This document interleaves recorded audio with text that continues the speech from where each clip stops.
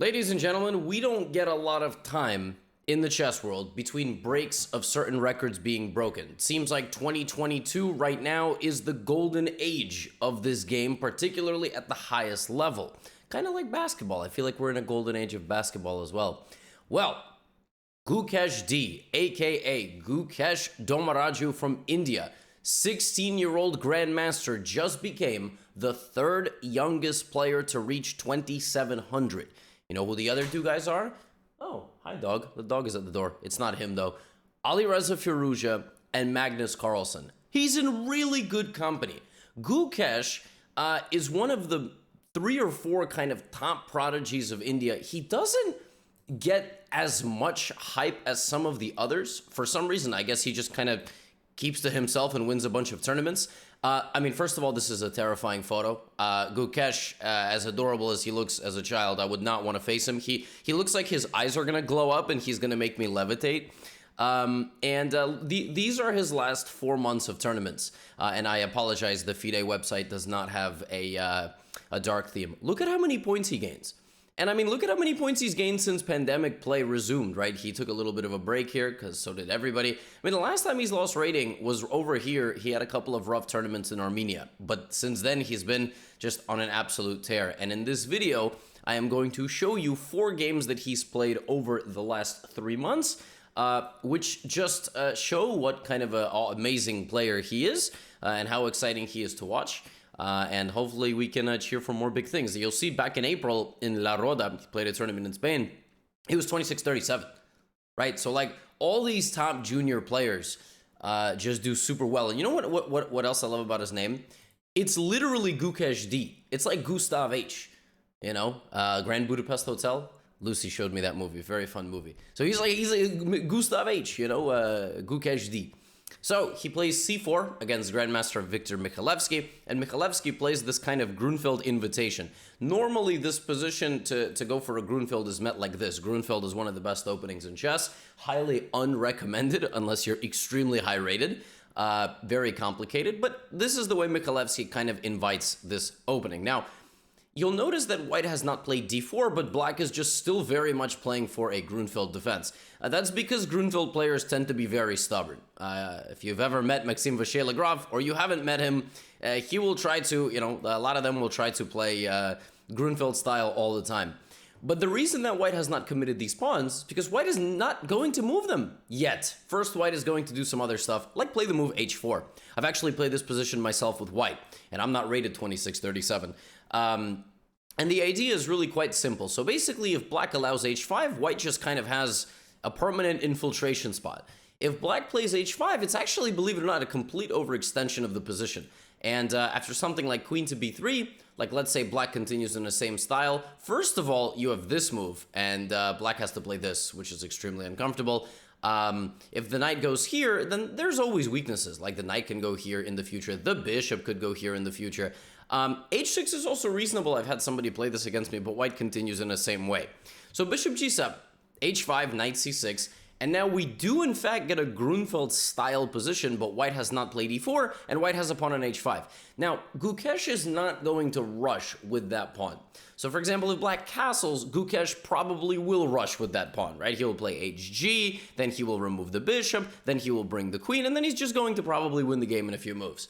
However, with black trying to strike back in the center, you're not going to rush with hg because when all this happens, you lose all of your advantage. You no longer have anything infiltrating down the h-file. Instead, what that pawn will probably do instead of taking is hang out and then maybe play h6. This is very AlphaZero-esque, but not yet, not yet. You just want to remind your opponent you're there. You don't want to do anything just yet. So first, we're going to build up our big center, right? Now, black here could play a move like bishop g4. Black could play bishop e6. Black could take, potentially. Mikhailevsky chooses to castle and basically says, I don't really see the danger. I'm not really afraid here. So Gukesh says, you don't have to be afraid, all right? Bishop to e2. We chilling. I'm just going to keep developing. And my king, I mean, white's king is unbelievably safe here. It's really up to black to figure out what to do. Like, for example, black could play e4, but that is already a massive mistake because white gets this big blob and these pieces just sort of bounce off of it. They can't really do much. So that's why Mikhailevsky tries to open up the board. and plays this kind of interesting move knight b4. I mean, knight b4, I suppose you could have began with bishop f5 if you were going to play this move, but the real idea of knight b4, besides kind of all this stuff, is the move c5. It's a very typical Grunfeld idea to complement the dark-squared bishop.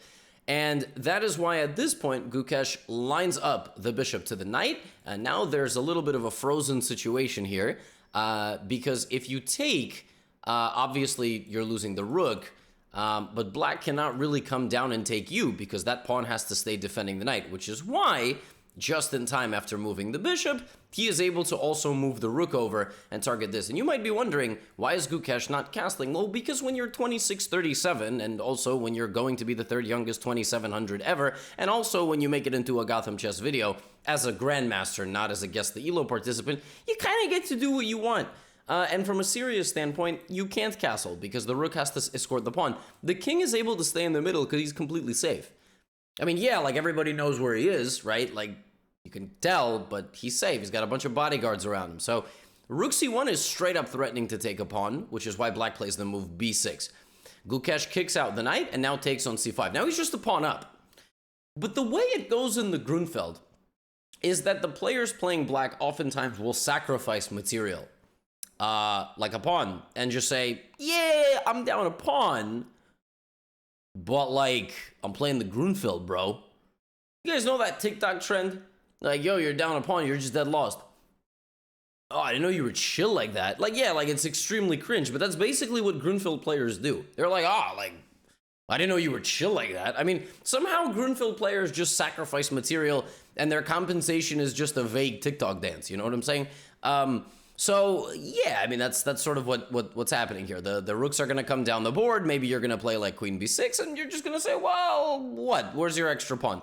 Now Gukesh finally plays h6, and bishop goes back to h8. So this pawn is useful for a couple of reasons. Number one, if you're ever going to mate your opponent on g7, you probably need something defending you. Number two, this pawn is always a target.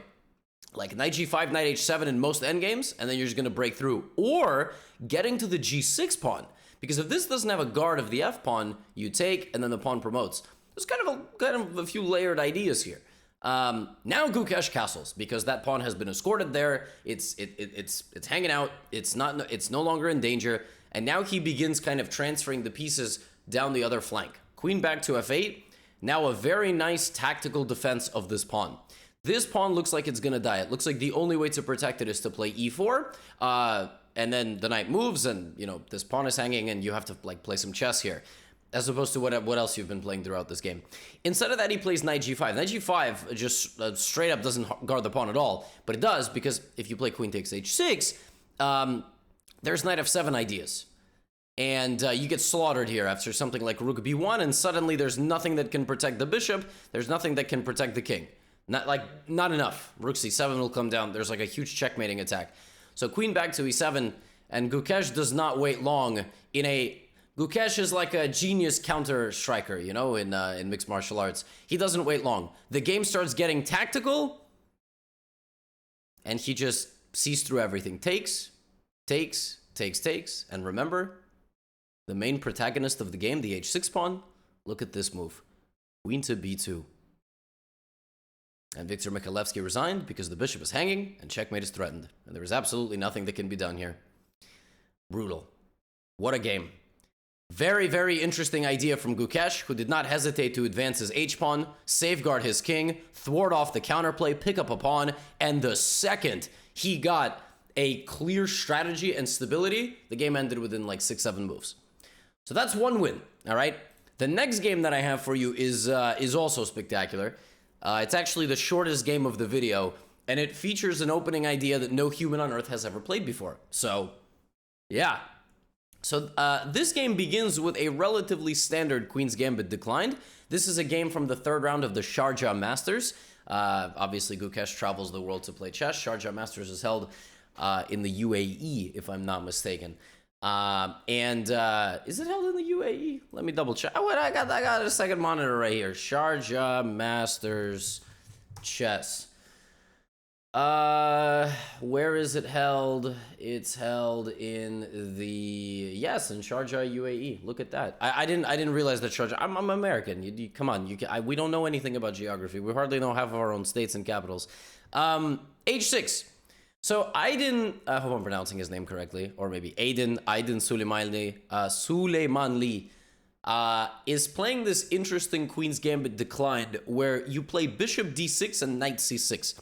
It's actually relatively trendy, and it's also playable against the Catalan. Like, for example, if Gukesh had played this, you can play Bishop D6, Bishop G2, H6, and play like this. This is actually a real setup, and it's been pretty popular as of late, and it's actually not so simple for White to prove such a substantial advantage. So Gukesh says, why do I have to prove anything? I'm going to play in a way that nobody's ever played before. I'm not going to play Bishop G2.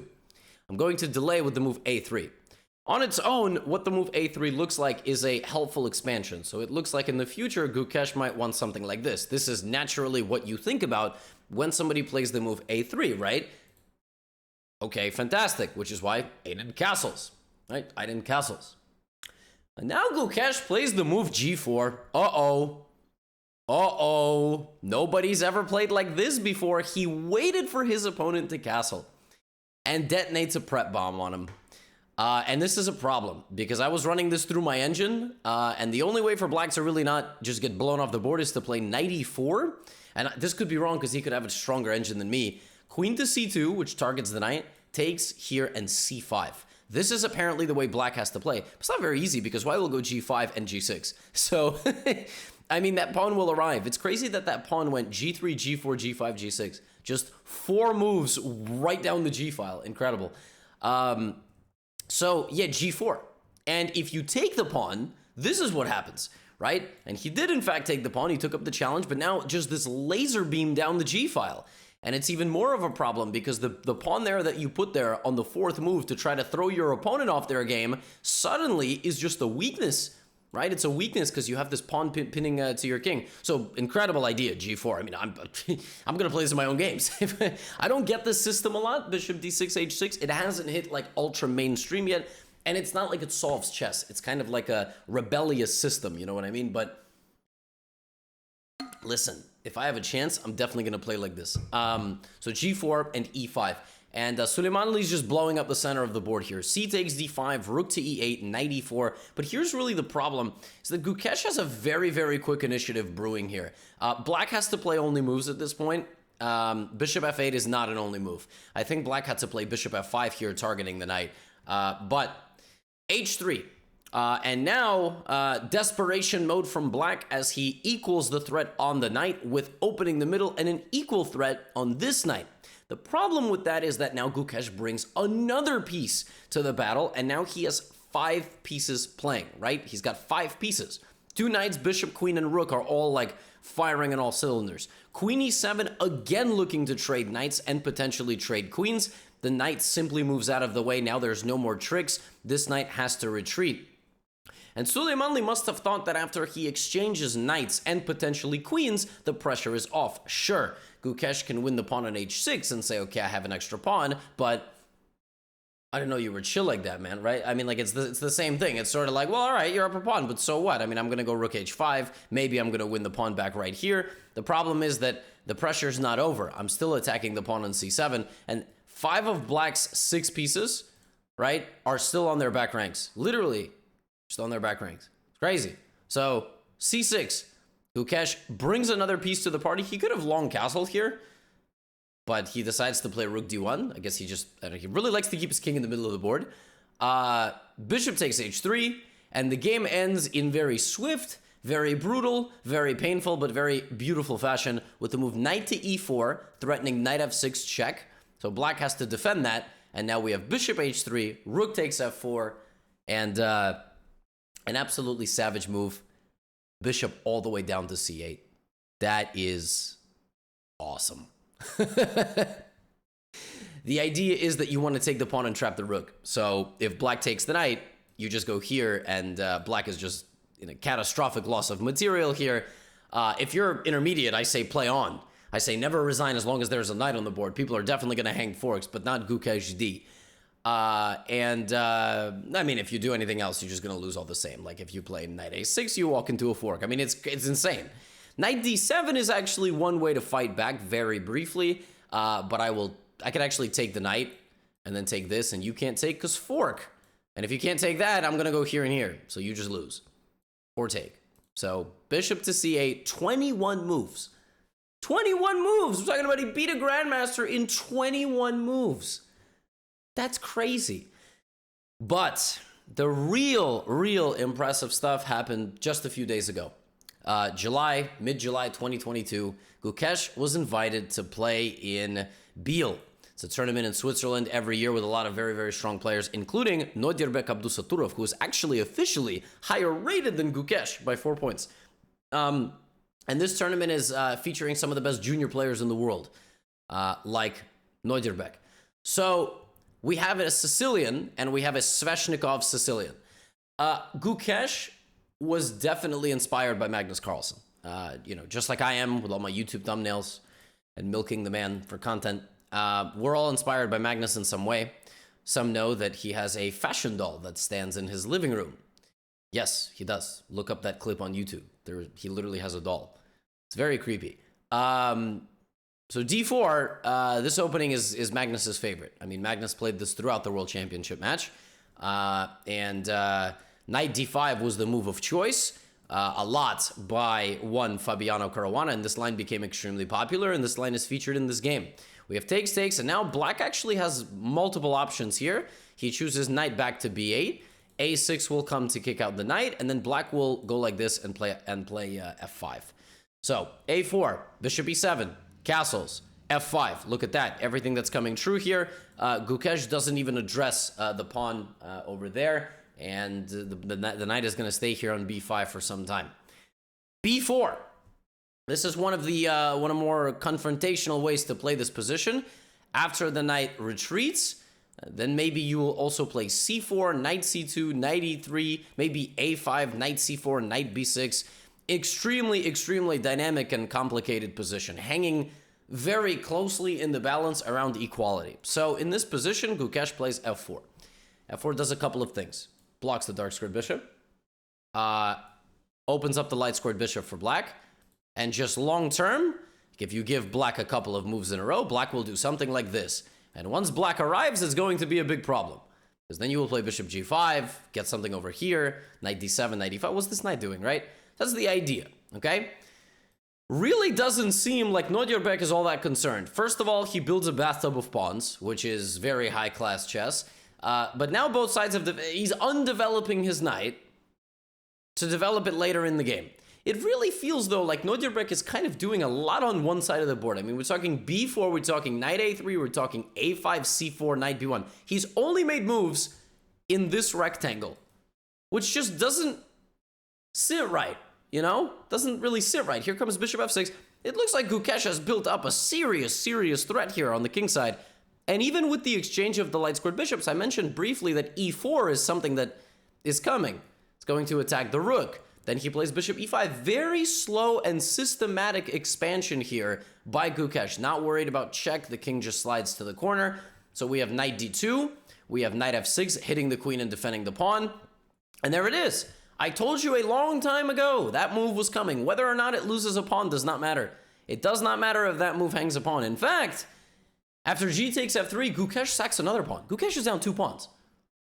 He just gave him 2 pawns. He gave him 2 pawns, and he threatened checkmate. And the only way to defend this is to either sack a pawn back or guard yourself like this and basically subject yourself to not being able to move for the duration of the game. Look at this position. All of Gukesh's pieces are participating in this attack. He is threatening all sorts of stuff. Bishop takes g3 ideas, queen h3 and sneaking in, maybe a rook lift at some point. This knight is being anchored in by 2 pawns, or else the entire king side and kingdom will collapse. So he continues to try to harass his opponent. Rook f6, right? Rook h6, just trying to make slow and steady progress into the position. Now he anchors his own bishop with the move g5. White has no moves. Like, White can try to play c5 and try to, but, right? He's got to be a little bit careful too. So Nodirbek tries to trade rooks because he's under big attack. So he's trying to trade material. And Gukesh is like, sure, What? Well, here's the thing. Now I have a target. You gave me a target, and I team up my queen and my rook. First of all, look at this beautiful armada of just pieces. Just beautiful coordination here. And threats abound, right? Threats just raining down from the sky. King goes running. King abandons the castle, takes, queen here, king back to... Wait, what? What happened? Well, here's what happened. You were not going to take on h2 because then you would have bishop f4 and the counterattack would begin. So because of that, Gukesh had to grab one pawn, threaten this, and now the king can't run this way, so the king feels safer going back to g1. But here comes the knight, and maybe the rotation, and maybe rook h2, and maybe knight e5, knight f3, and maybe queen c4. A million different threats. Nodirbek tries to trade queens. No. He tries to trade queens. No. Tries to trade queens. No. Tries to trade queens. No. All right. Now, in a time scramble, Gukesh has found that he doesn't have to trade queens. He can take the bishop first. Why is this good? Why would you get into a position of queens and rooks? White is a move away from getting to your king? Because it's black's move. Check. King g2, check. And now we see the problem. Rook f6. White's king is stuck. King e1, check. And look at this move. King to f8. The idea of king to f8 is to sidestep check. So for example, had you gone something like rook f1 here, it looks like it wins on the spot. You just get checked. And then it's a draw. You're going to get perpetualed. By playing king f8, you allow yourself to play the move rook f1 without getting checked at all, and you simply win the game. And that is exactly what he did. He moved his king in the middle of an attack, so the king would be in a bunker, and the white king got hunted to death, and black wins with a checkmating idea or the devastating loss of material. Folks, that rook did not move the entire game. Folks, when did that rook get to a3? When did that rook get to a3? Move 19. That rook stood by as a massive, massive war was waged on the territory. Look at this. Look at this. It never moved. It never moved. And it died next to the king. Crazy. What a game by Gukesh. I mean, this is sublime. 2 pawns sacrificed for a long-term attack, winning one of them back, correctly simplifying down the position, and a king move of his own to seal the deal. But the way Gukesh crossed 2700 was in this game against Le Quang Liem. This might be his only win in classical chess against the 2700. Yeah, let's see it. So, we have c4, and this time we have a queen's gambit declined. Exchange variation, bishop g5, bishop to b4. It's actually a Rogozin. Technically, this could have happened... Well, I guess it's not really a Rogozin because white never played the move knight f3. So it's not really a Rogozin. I was going to say it's this position, but it's not really this position because there's no knight on f3. So e3, h6, and now g5. Gukesh does not need a second invitation to the party. You know those friends takes you like 12 times convincing them to go somewhere? Gukesh is like, look, you give me this invitation, like I'm going in. I'm pushing my h and g pawns, I'm going to target your knight, you defend, and now I'm going to play h5. This has all been played before with the intention to play h4 and trap this bishop, which is why we have f3, and this is all Gukesh needs to operate with. He just needs a little bit of imbalance, and that is really the, like, it seems like his strong suit. c6 strengthens the structure of the position, knight d7, and Liem tries to fight on that side, so Gukesh is like, no, thank you. g3, all right? Queen e7. Queen e7 targets the pawn on e3, so the king walks into the middle of the board and defends it. But it's actually not so easy to really do a whole lot, because the second you try to play a move like c5, I can take it. And if you play something like knight c5, I mean, I don't know, I can probably even play something like a3 in the future, maybe give you a check, then a3. This pawn is a little bit weak. So knight b6. a3 says no thank you, no trade. We have this position. I mean, this is so dynamic. My God. So there is just a passed h-pawn, right? There is just literally a passed h-pawn. And Gukesh is like, well, I'm not going to castle that way, so let me go long. Let me go long. And also, most times when you castle, king to b8 or king to b1 is a good move. That king is now completely safe. We compare king safety, it's not close. We compare material is equal, but in terms of the long-term prospects of the pieces, probably the guy with the bishop pair and the passed pawn has some advantage. So Gukesh has emerged in the first 20 moves with an edge, for sure. But now you have to play chess, right? So knight to h3, c5, there it is. The king is saved, the king is off the c-file, so we're going to trade some pieces, and we're going to try to get to that king on the d2 square. There it goes. f6 attacks the queen. Queen slides back. Queen could have went forward, but knight g5 looked a little bit precarious potentially. So the queen goes back to f8, g5, and now rook g8. This is what Liam was hoping for. He was hoping that these pawns would simply be too much, and the pressure on the center would not be substantial enough that he would have to be concerned, right? So he runs his own king to b1. Look at this king's journey. King c2, king b1, middle of the game. Okay, so it looks like the attack is over. Looks like black has not succeeded. Looks like these pawns are coming down the board. But Gukesh was ready for this moment to sacrifice his bishop in the king's newly settled in house. If you take, queen takes a3, I'm laser beaming the entire third rank. Knight c4, queen b2 is mate. And knight c4, if you take it, rook c4 and rook b4 is going to be mate. Knight c4, knight d2 also wins material. And queen b3, queen a3 is probably a bailout draw if I really need it. So instead of that, Liam plays knight to b5, and after a little skirmish, black emerges up a pawn.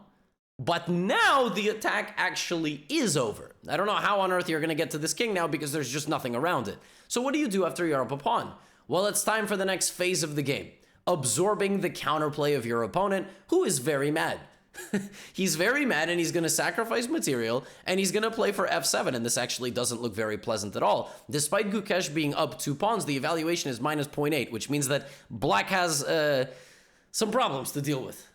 Okay, so knight g5, queen a4, knight e6. Look at this, is terrifying. Queen d1 offering a queen exchange.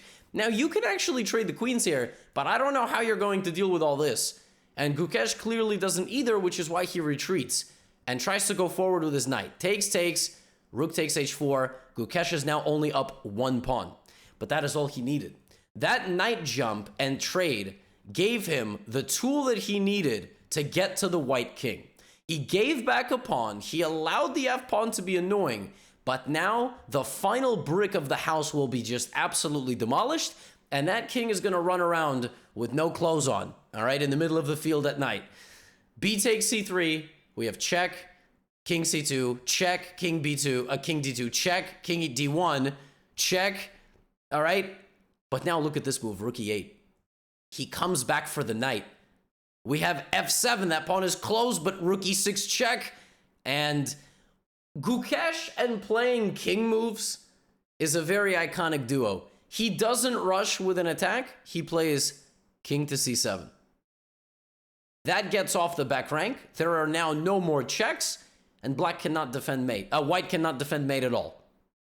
We have rook h7 threatening a discovered attack on the king, but now we have check, here, check, here, check, here, check, here, and check. And Liam resigned, because if he goes that way, it's ladder mate. If he goes back to c4, you can calculate checkmate in 3. It's very, very tricky checkmate in 3, actually. You can pause here and try to find it if you'd like. It's with a pawn first, and then the king runs out into the middle of the board. So a brutal, brutal, brutal game. And Gukesh wins these games like a bulldozer. Like, these games are not... Sometimes he wins slow positional grinds, but he is so sharp at taking care of his opponent's mistakes and taking advantage of them. It's incredible. Third youngest 2700 ever, ranked 30th in the world. He is just a few points away from being the 3rd highest rated player in India. And actually, you know what else? Gukesh is... I'm just going to check this for you. Gukesh is now about 15 points away from being the 2nd highest rated player in India. And he's 50 points away from being number 1, which, let's just say, that's obviously Vishy Anand is the king of chess in India. Yeah, incredible. So another person to keep our eye on. As always, I like to share these things with you as they're happening in the chess world. I'll see you in the next video. Get out of here.